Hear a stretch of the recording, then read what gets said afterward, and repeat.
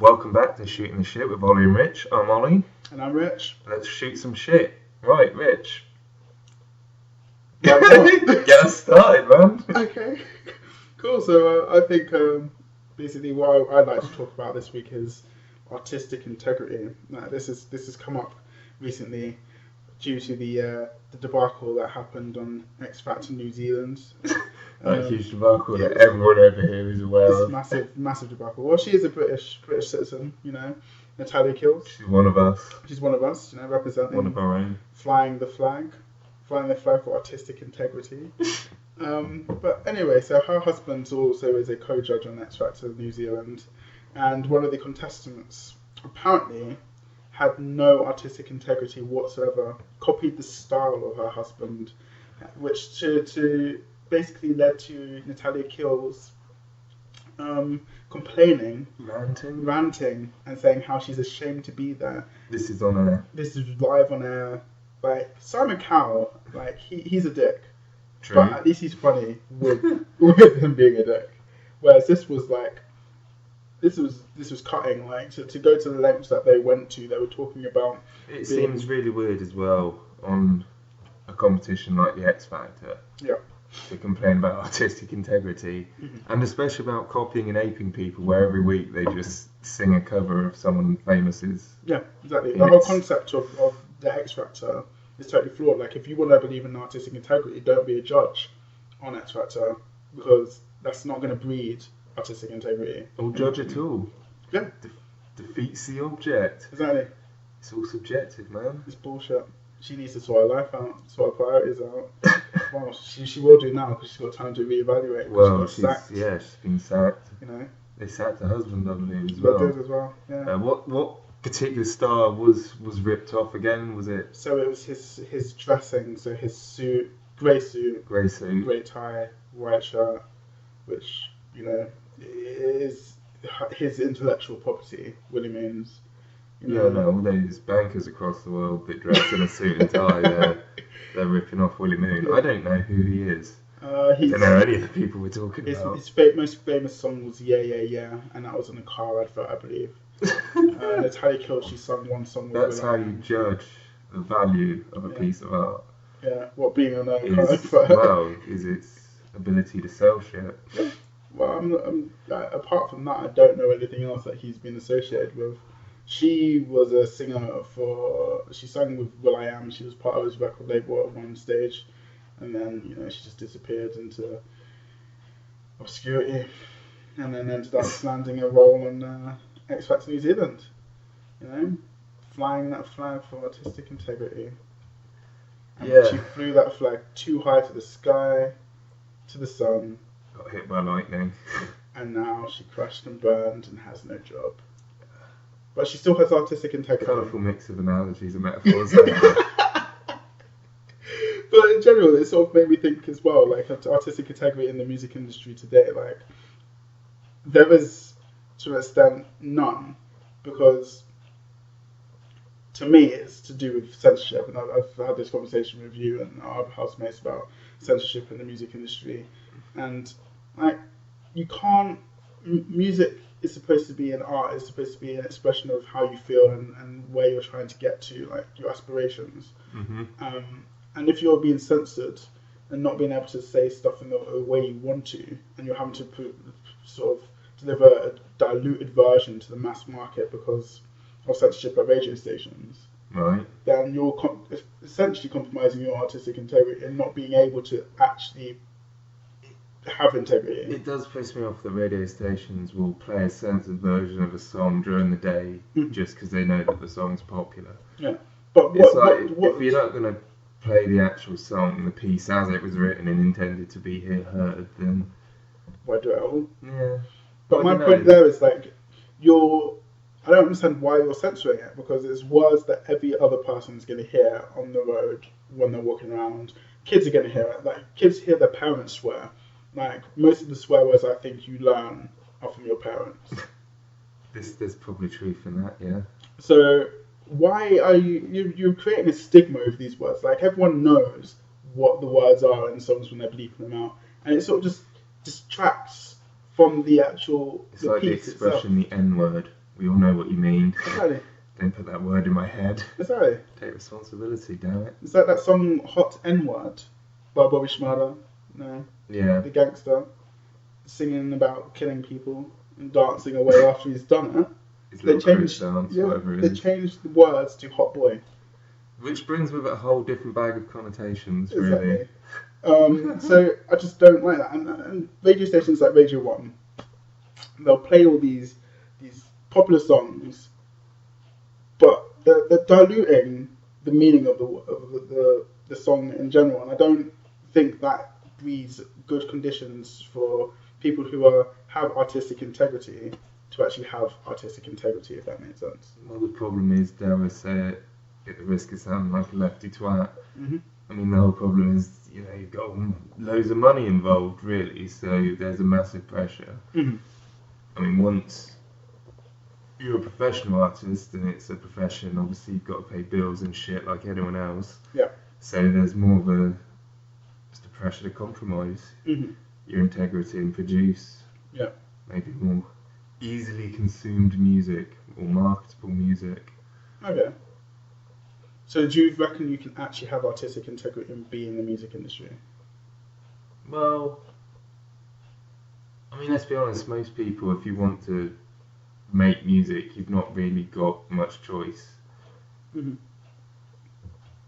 But be part of it if you want your music to really sort of... Although, saying that, these days with the internet, you don't need to piss around with the middleman. You can just get your music, mm-hmm. chuck it out there. Yeah. Most bands sort of make quite a bit of their money through merchandise and tours. Very few albums are particularly successful. Yeah. Well, I think that's a good point, because look at 50 Cent. I want to use him as an example. Excellent. Alright, so he obviously was with big major record labels. He's sort of one of the, not pioneers of gangster rap, but he's no way near a pioneer of gangster rap. But when he first came into the scene, he was gangster rap. Okay, right. Yeah. And then obviously he got more and more commercial to an extent. Right. I'm pretty sure there was 2 video games based around 50 Cent. Yeah. There was at least one. I can't remember what they were called though. I played one of them. One like Blood on the Sand. Mm-hmm. Which, the only review I saw was pretty negative. mm-hmm. But so he obviously has issues with his record label. Right. And like they were delaying how long he could like delaying when his albums would be released and whatnot, and also like internal disputes about what sort of would be on the albums. Right. Okay. So specific content. Exactly. So he parted ways with his record label, and now he's doing the whole indie thing. So my point there is that he's got some form of artistic integrity. He realised he was compromised, and he's gone to produce stuff. Like, he is the leader of his pack, like G-Unit or whatever. He's taken all of them with him. But then you would argue, is he doing anything now that's actually particularly... Yeah, is he just making money now without the middleman, or is... I mean, I don't know. I've not really listened to any of 50 Cent's recent material, so I can't judge. From all interviews that I've seen, it was more about him taking more creative control, getting rid of the middleman, but also sort of, as I'm saying, taking creative control. So he's got that integrity back. Like, he's producing the art that he wants. He's not doing something that the man wants him to do. As in the corporate companies, not the man who's pushing people down, but fair enough. Yeah. No, fair enough. So you reckon 50 Cent, he's a bastion of artistic integrity? I wouldn't say he's the bastion of artistic integrity. There was one man I would say is the bastion of artistic integrity. My spidey sense is tingling. I think I might know the answer to this. It's Kanye West. Of course it is. Kanye West is one of the greatest hip-hop artists to grace the scene. I've said this before, so I'm not going to do the beating of Kanye West. I would probably disagree with you a lot. Okay. Musical technicality and but would you argue that he's lyricism, someone who's a bastion of artistic integrity? Well, I've said to you many times before that I think his main art is marketing in many ways. Yeah. I mean, someone, I don't know who the fuck it was, someone a lot cleverer than me, I believe, said something along the lines of marketing is the major art form of like the 20th or the 21st century or something like that. I should probably have looked that up before I mentioned it. You probably should. But my point is, you know, I think marketing is sort of now permeated so deep into every aspect of society that I think it has infected the art world. Yeah. You know, I think marketing itself can be an art form. I think, you know, he's probably a lot smarter than a lot of people give him credit for. Yeah. I think. I've said it before. He trolls people. There's a persona. Yeah. Like one week he can be very calm and collected. The other week he's erratic, and it's all. Either way, I can't go a week without hearing or seeing something about him or his wife in my news feed, on the news, on the TV, music everywhere, pictures of him on magazines everywhere, just Kanye and Kim overload. Yeah. Kanye Kardashian. And fair play to him, he's done very, very well for himself. But he has got artistic integrity. How do you justify this? So this one example, so artistic integrity is putting music out there, yeah, or doing whatever art form that you want, without caring or compromising for the sake of money or profits or whatnot. Yeah? Right, yeah.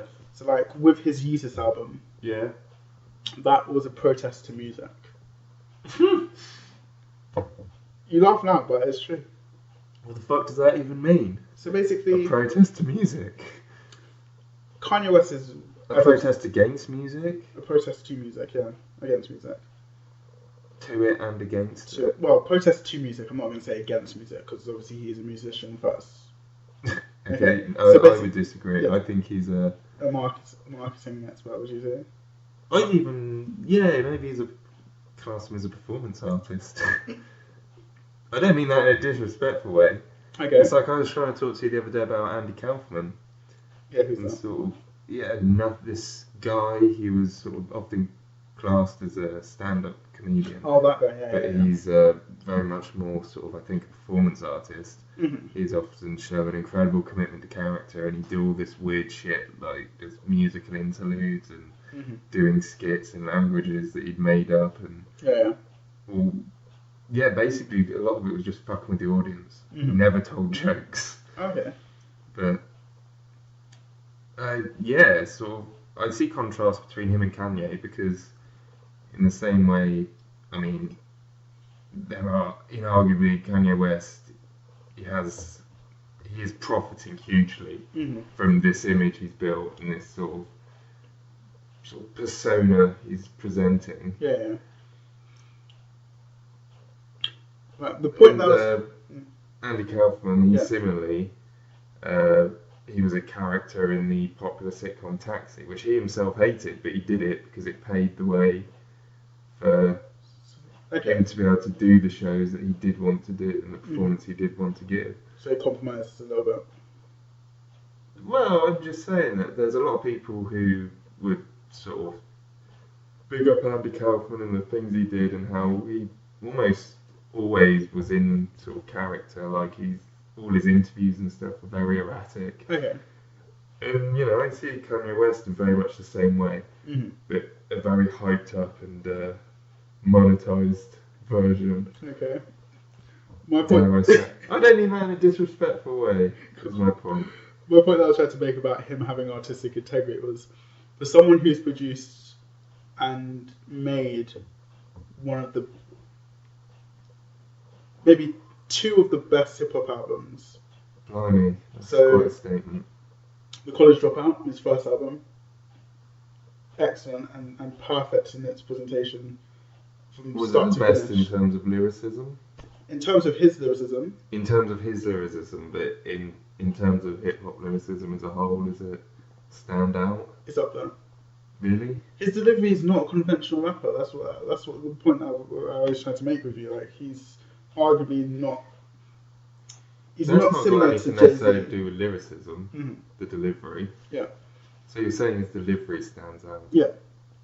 And then the second album, My Beautiful Dark Twisted Fantasy, that is one of the most perfectly put together. Like his lyricism, his delivery, and just the general production behind the album is superb.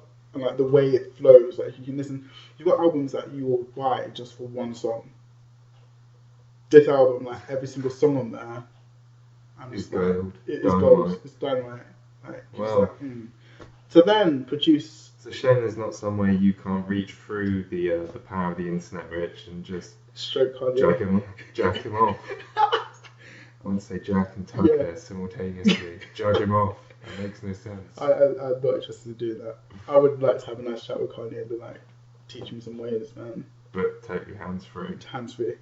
Excellent. By the way. All mouths. So, after producing... pause. After producing all these, like, two great albums out of his collection. All these 2 great albums. I was about to say that. After producing 2 great albums. Basically, people How many albums generalise... has he produced overall? It's like 8 now, isn't it? Yeah. So that means you're saying that 25% of his... No, I'm not saying that at all. I'm saying these 2 stand out from the rest. The rest of them are really good. Fair enough. Okay.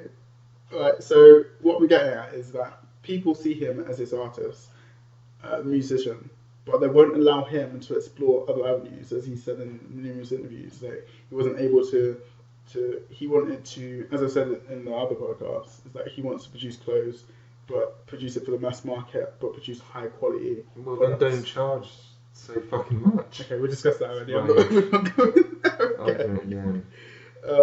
So basically, his argument, his music, his latest album, Jesus, was sort of, it reflected his mood and his frustration at the fact that he was only allowed to make a t-shirt. You know, that's all that people... Sorry, the whole album is a concept album about the fury. Basically, that people wouldn't allow him. Why couldn't he do it himself? He's a millionaire. Him and his missus have so much money. It's unbelievable. Do you know how much money it costs? My brother's trying to create his own t-shirt printing company. Okay. He's trying to do it. Yeah. If he had the money that Kanye West had, he'd have fucking done it by now. Kanye West can do it if he chose to. He's tried already. Again, it's a persona. So you know who else he's a lot like? Yeah. Katie Hopkins. Because she's just... I mean, this is my perception. She's just a troll. Everything she says, I don't think there's anything... Do you mean physically? Or? Well, both. Okay. Online and, I don't particularly rate her. But, I'm sure she'd probably have something to say about that. Biting and vicious to say back to me about that, so... Yeah. But, she is... I don't know. I can't believe she's not a piss taker. She's not. Just the consistency of the offensiveness and these sort of just outrageous things she says. Yeah. Disgusting things. The shit she said about Palestine. Yeah. The shit she said about obese people. Obese people. Chad Evans and... Was it Ched Evans? A football player. I really love Katie Hopkins. You have a fucked up sense of humour though. Not to say I don't, but she just winds me up. She is hilarious. Like, I like trolling people. I like people who troll people. And the problem with British people, and people in general, is we like to complain. We love to complain. We love to hear the sound of our own voice, and we love to get offended so we can complain about something, so we can get attention from someone else, or have something to talk about with other people, because we have no other meaningful things to say to anyone else apart from complaining about stuff, which I think is absolutely pathetic. So with her, I absolutely love everything she does. Well, it's the advent of, now that there's sort of massive social media sites like Twitter, like Facebook, where you can get lots of these bitter, miserable complainers together. There's essentially a market to exploit. Yeah. Like, that's what she does. Like, most of the time, the articles that sort of reach my feed or sort of come up on the sides of news websites, It's a lot of the time something she said on Twitter. Yeah. And it's so easy to just generate a backlash because, you know, you're broadcasting it to the world and every single delicate snowflake can take offence. I'm not saying that there's not things you shouldn't take offence at. Yeah. But at the same time, I think the internet, it amplifies the most extreme voices. Yeah. And so the people who just most really get twisted and bitter about it, sort of in an aggressive sort of. So you got do you mean the keyboard warriors? The ones that would shrivel like a little wilting flower if they were standing in front of you, but you know, because they're behind a keyboard, they think they're the dog's bollocks and can affect you with their words. Well, yeah, and people who just think they're on a crusade to set, you know, the world to some sort of black, you know, bring the world to rights, sort of set everything against some black and white standard they've concocted, where there's sort of no sort of real context, there's sort of no diversity in sort of thought or opinion. Yeah. It's just all very safe and sterile. I would almost say that Kate Hopkins is a comedian. Well, again, she's like a performance artist in sort of... And people just don't read into it. Like, I think it's her delivery. It's very... She's no different to Dapper Laughs. Yeah. Dapper Laughs as a character, he exploits a certain archetype, stereotype, of sort of modern day British laird culture. Laird. And, you know, it pisses a lot of people off. It amuses some people for various different reasons. Yeah. But it's just a performance. I think how much merit it has, what you take from it is obviously subjective. I think she's in a public service. It's up to you. Especially with the people who are obese. Oh God. Like, oh bitch. She's helping those people. Like, being obese is not good. You get type 2 diabetes. You know, you're going to lose your feet eventually. You know? She's helping you out. She's making you've got no feet, you're not going to be able to make the journey between the armchair and the fridge. Or the takeaway. Exactly. At the door. Well, we'll takeaway, you could probably like leave the key in the door and just tell the person to come in and they can feed you. Yeah, just get a ground floor. Apartment. Open the window. You can pass it through. This is suddenly, see, you've led this down a dark road, Rich, of fat shaming. How dare you? But my point, like, she did a documentary. Yeah. On TLC. Right. Where she gained a load of weight, and then she lost it. And her point of that is that... Can we remember that she's really well off, firstly, before you go anywhere further with this? Okay. She was doing the show specifically. Yeah, but what she was presumably she was given professional nutritional and exercise advice. So she can fuck right off. Okay. Maybe with this. Cool. Like expecting every person to have access to the facilities and to have the drive that she does. Yeah. But this is the point that I want to make here with Kate Hopkins is, should she have to compromise her artistic integrity just because you've got a very sensitive, oversensitive population or people in the population? I personally don't think so. No, I'm very much pro freedom of... Especially in the light of the fact that she's actually trying to help people. Deep down, I wouldn't go that far, despite sort of... She's trying to help the chubbers, as she likes to call them. You know, trying to help them help themselves. How? Just by being a dick over the internet? Just tell them how it is. She's highlighting the fact that it's not healthy to be that size. I don't think that we need some miserable, wrinkle-faced bitch, some spiteful cowbag, telling them that being fat isn't healthy. I mean, you could watch any fucking afternoon on Channel 4, you'll see something, some documentary or some, embarrassing bodies episode about a fat person. We're constantly reminded being fat is bad. Yeah. If you're obese, that's unhealthy. Like you said, you might lose your feet. Yeah. It's not healthy, man. But that's the thing, you need someone. Fair enough, you've got these documentaries saying these things, but they're doing the whole, oh, it's not their fault. It is sometimes their fault. I'm not saying in all cases it is, because you've got diseases that predispose you, and you've got mental problems that make you eat certain amounts of food. But I'm talking about the lazy fuckers. The ones right. that will sit there and too many calories in, not enough out. Exactly. So I don't see how she's helping in any way. She's shaming them into the gym. But that's not going to motivate people, is it? Yeah. Oh, you're going to die.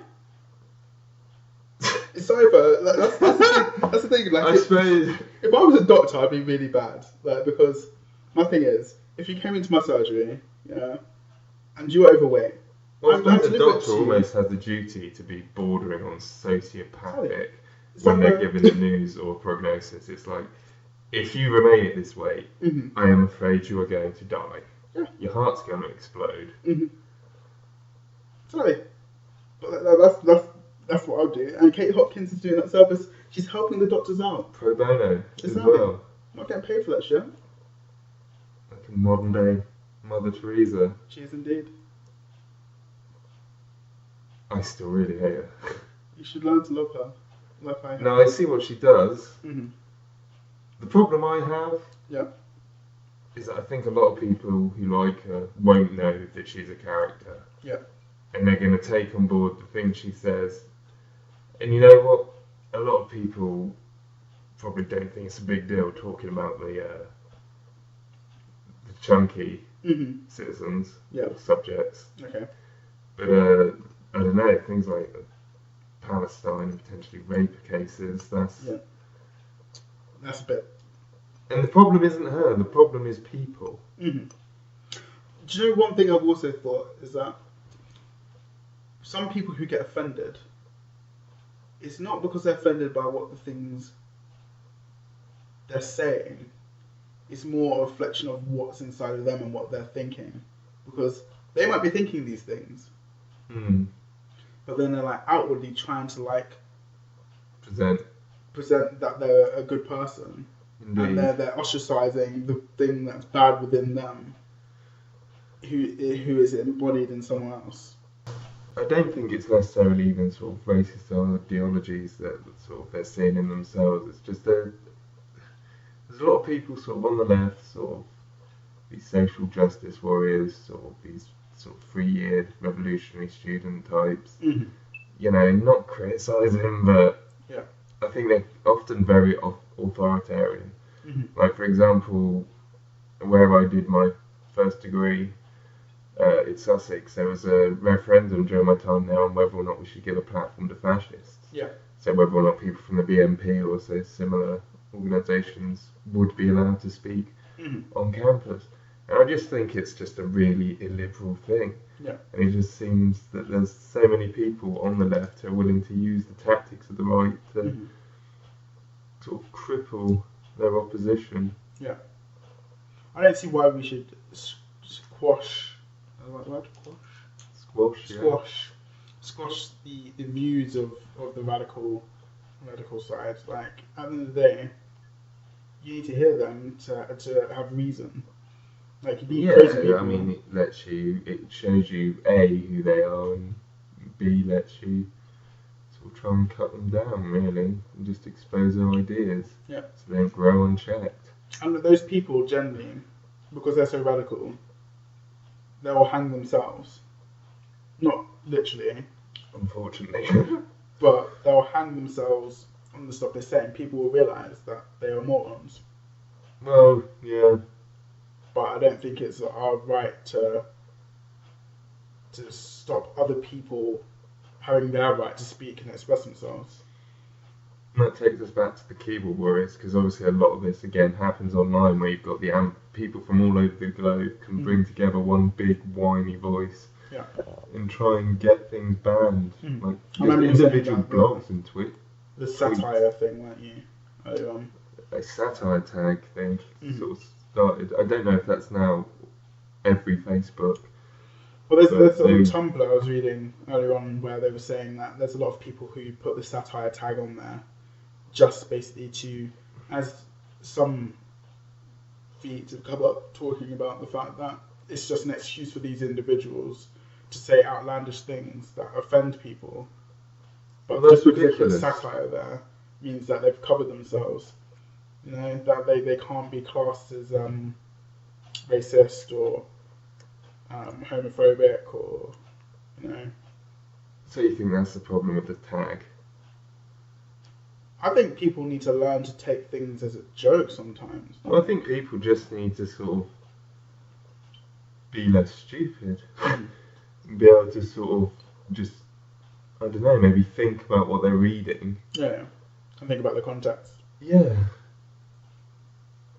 You know, how many times have you had a friend or someone sort of share an article with you or excitedly show you something and it turned out it's satire. Satire. That might be the thing I showed you. That's most definitely something you've done recently several times with me. Is mistake satire. So you need the tag. You need tags on Facebook. So what is the satire? The last one that I showed you was the one about Will Smith and his Focus movie. Mm-hmm. So with this one, I'm not sure if you remember. So in the movie, there's interracial love scenes, and there's a Republican in America. Well, I know just a Republican. There's an individual in America apparently who basically said since his wife saw it, she got off him and was more into the chocolate. You know? And there's a Republican who believed that there's subliminal messaging within the movie that was making Caucasian women go crazy for the chocolate, and it was basically in the aim of making. Sorry, what sort of subliminal messaging? Well, all the interracial love. That's not subliminal, though, is it? Chocolate That is very explicit sex. Oh, he's not that the presentation is explicit. Like you don't see, I doubt, penetration. I don't think you do. Of a P and a V. It's suggested. It is implied by the actors. Yeah. But basically, the end of the subliminal messaging, or not subliminal messaging, was to create an army of little Obamas. That's crazy. I thought this was real because there are some people out there that are scared of, you know, interracial relationships and stuff like that. I hate to have to agree with you that I could see there being some radical a group coming up and it reaching us through, you know, new media. Mm-hmm. About, you know, some crazy group that was spreading that sort of message. Yeah. A lot of people don't like Obama. Mm-hmm. A lot of people are very worried about the fact that he's black Yeah. for some reason. So the point of that whole that article that I read, I obviously took it to be serious, but then I didn't get offended by it. You know, and I think it's people overreact a lot with these things that they read on the internet, and having a satire tag kind of undermines the whole point of the satire. Yeah, almost. You are essentially making these individuals compromise their artistic integrity. Oh, bringing us back to the theme there. Yeah, got well to stay on point. Yeah, boy. Focused. But yeah, social justice warriors. I think they need to sort themselves out and get like something to fulfill the time that they're sitting there complaining about. So. See, the thing is, there's many things I'm sure I'd agree with them on. Yeah, like what?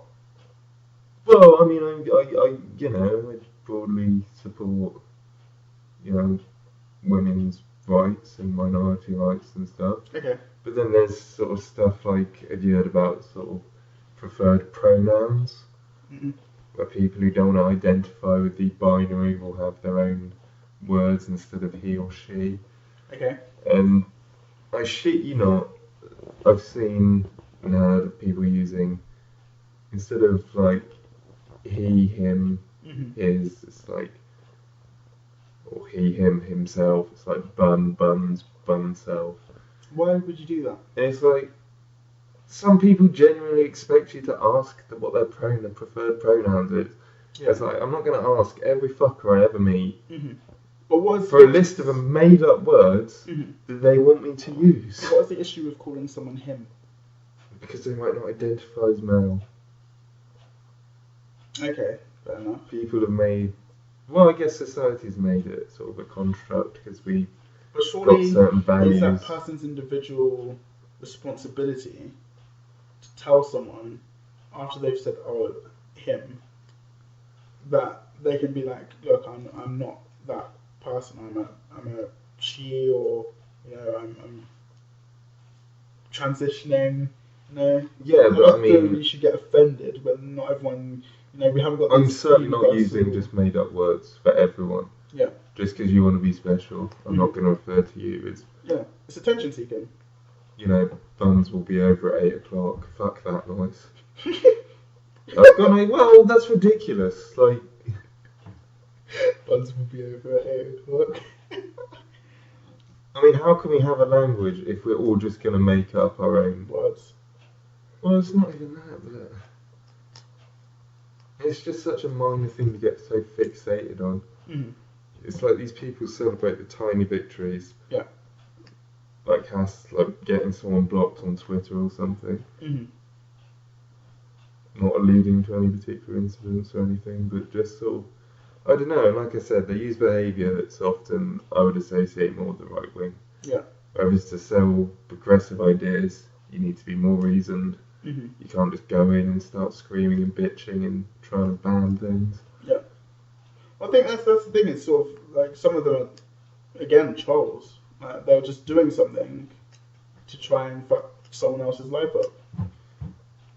Or fuck with someone else's day. Well, I guess the most famous instance, arguably, of social justice warriors sort of trying to censor and not understand satire was that whole Steve Colbert thing. What was that? Where he sort of tweeted about, there was the Washington Redskins, all that controversy around the team name. I didn't even hear about that. Wherever I Oh, well, because the Washington Redskins, obviously their team name is slightly racially offensive against Native Americans, they decided to create some sort of Native American Awareness Foundation, and then to parody this, Steve Colbert posted a tweet something along the lines of, I'm founding the sort of ping pong ching chong foundation for Oriental sensitivity or something like that. I don't know what the exact tweet was. It was something along those lines, and he was obviously satirising the Redskins' response to criticism. Yeah. But loads of people just lost their shit, and it was like, oh, hashtag movement, try and get Colbert cancelled. Hashtag cancel Colbert. And it pushes people away from progressive stances. Yeah. People who, I think, most reasonable people would agree with what could be described as broadly feminist or humanitarian concepts, like equal rights for everyone, and maybe being a bit careful of the language you use, or being more mindful of that and how it affects your culture and shit. But at the same time, don't be a dick trying to get through to people, because that's not going to work. It's just going to make them hostile. Yeah. You're just going to make more Jeremy Clarksons and Nigel Farages. Okay. Anyway, I think we've, I'm certainly exhausted on the topic of artistic integrity and censorship, at least for this week. Yeah. It's fucking late, man. I'm quite knackered, so I think it's probably as well we wrap this up. Anyway, so we've been Shootin' the Shit. I've been Ollie. And I've been Rich. And it's been Shootin' the Shit with Ollie and Rich. Cheers very much. Catch you later, guys.